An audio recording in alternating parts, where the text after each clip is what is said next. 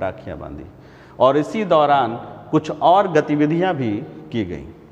इसी दौरान स्वदेशी और बहिष्कार आंदोलन की शुरुआत आपको दिखाई देगी।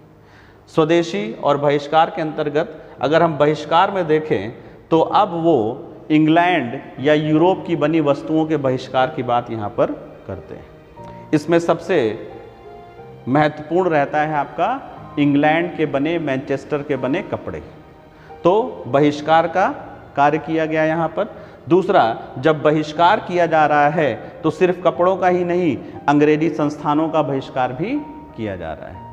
और जब ये बहिष्कार किया जाएगा तो दूसरी तरफ अब दूसरा काम किया जाएगा, वो है स्वदेशी। स्वदेशी के अंतर्गत देखिए बहुत सारे स्वदेशी संस्थानों की स्थापना इस समय आपको दिखाई देगी।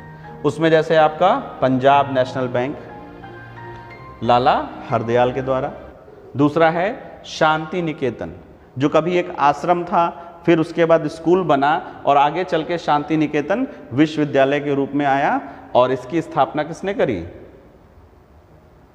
रविंद्रनाथ टैगोर। ठीक है।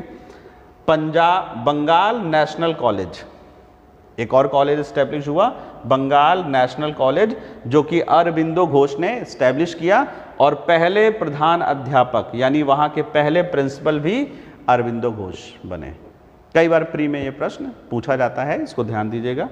एक और था बंगाल केमिकल फैक्ट्री, प्रफुल्ल चंद्र राय ने स्थापित करी थी बंगाल केमिकल फैक्ट्री, लेकिन फिर इनको गिरफ्तार भी कर लिया गया था बाद में। ठीक है। और तीसरा जो कार्यविधि थी, इसमें जो गतिविधि थी वो थी स्वराज। स्वराज जो है स्वदेशी का राजनैतिक दृष्टिकोण था। स्वदेशी का राजनैतिक पक्ष क्या था? स्वराज।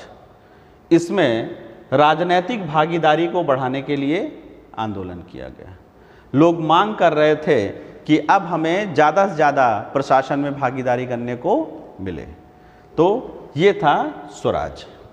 तो इस प्रकार से स्वदेशी और बहिष्कार का जो है आंदोलन चलता रहा, लेकिन समय के साथ क्योंकि वापस नहीं लिया गया, बंगाल विभाजन की घोषणा को वापस नहीं लिया गया, तो लगभग 1-2 साल के बाद फिर धीरे धीरे स्वदेशी मूवमेंट जो था वो आपका धीरे धीरे करके समाप्त हो गया।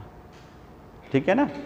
तो ये था आपका बंगाल विभाजन, उधर स्वदेशी आंदोलन और बहिष्कार ये। ठीक है। कल हम कुछ नया टॉपिक इसके आगे देखेंगे। ठीक है।